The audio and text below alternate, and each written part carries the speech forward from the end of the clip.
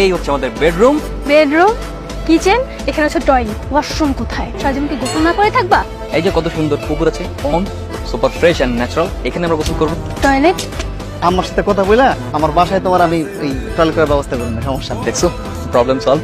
কিন্তু ভাই আমি তুমি আগানে বাগানে যেখানে সেখানে কাম ছেড়া করা আগানে বাগানে মানে আচ্ছা সমস্যা নেই, দেখি আমি আমার সাথে কথা বলে আমি জানাবো না।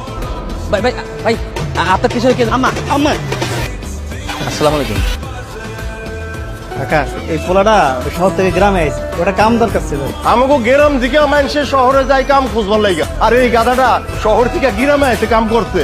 মানে বাড়ি থেকে পালা আসছে তো, বাপ মা তো না খুঁজে পাই, লেগে গ্রামে আইছে। সমস্যা না, হয়ে যাবে, পেটে ভাতে হইলেই চলবো আর কি। ওরা তো দেখে মনে হয় না যে কোনো কাজ কাম করতে পারবো। তোমার মাথার উপরে যদি এক মনোজনের একটা লোহা চাপাই দেওয়া যায়, এটার একটাই না আর এক দোকানে নিতে পারবা। এর থেকে সহজ কোনো কাজ দিন, সেটা করতে পারবো। ট্রাক্টর চালাইতে পারবা? আঙ্কেল আমি তো ড্রাইভিং পারি না, আর আমার তো ড্রাইভিং লাইসেন্সও নেই। পারবাটা কি? ওটার ঘাস কাটতে পারবা? হ্যাঁ আঙ্কেল, এটা এটা করতে পারবো। এটা তুলনামূলকভাবে সহজতর কাজ। শহরের পোলা তো এগুলো বুঝে না আর কি। ঠিক আছে, আমার বাড়িতে একটা বিদেশি গরু আছে। এই গরুটারে প্রতিদিন সকালবেলা ও আইসা মাঠে নিয়ে যাইবো, সারাদিন ঘাস টাস খাওয়ায়া আবার সন্ধ্যার সময় বাড়িতে রেখা যাইবো। 3000 পাই মাসে, 3000। আমি কালকে থেকে পরে আপনার বাড়িতে পাঠাই দিব না। তোরা এনে কি করতেছিস? আমার নাম যেহেতু শিয়াল জাফর, তাই একটু শিয়াল ডাকার প্র্যাকটিস করতেছিলাম। মুনিয়া গেছে কোথায়? মুনিয়াকে তো কোথাও খুঁজে পাচ্ছি না। আমি এখানে। তুমি গাছের উপর কেন? গাছের উপর কি করতেছো? নামো, হাত দাও। তো তুমি কোথায় ছিলে এতক্ষণ? আমি সেই কখন থেকে একা একা কত ভয় পাচ্ছি, তার উপর আবার আশেপাশে এতগুলো শিয়াল ডাকতেছিল, আমি এই জন্য ভয় একদম গাছের উপর উঠে গেছি। আর এটা শিয়াল না। জাফর নামের একটা লোক আছে না, দুষ্ট লোকটা, এই লোকটা তোমাকে একা পেয়ে ভয় দেখিয়েছে।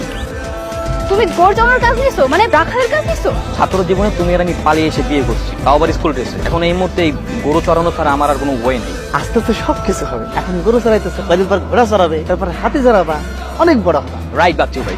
ওমা, ওমা। বাচ্চু ভাইয়ের কোনো দোষ নেই। আরে তোমরা পোলাপান মানুষ, কোথায় স্কুল কলেজে পড়বা? তোমাদের কি বিয়ের বয়স হয়েছে নাকি? আন্টি, হয়েছে তো, আমার এই বছর 18 হয়েছে আর ওর 21 হয়েছে, এই জন্যই তো বিয়েটা করে নিয়েছি। এই যে জঙ্গলে সংসার করার এই বুদ্ধি কে দিছে তোমার?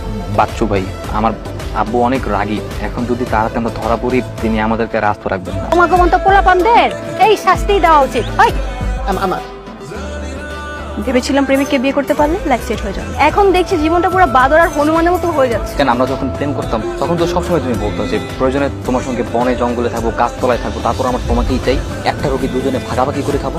সেটা তো আমি কথার কথা বলেছিলাম, কিন্তু কে জানতো বাস্তবতা তো তার চেয়েও বেশি কঠিন। আমাদের জীবনে না হয় একটা অঘটন ঘটে গেছে, এই মুহূর্তে যদি আমরা ঝগড়া করি তাহলে তো আর হবে না। এখন তো উচিত আমাদের দুজন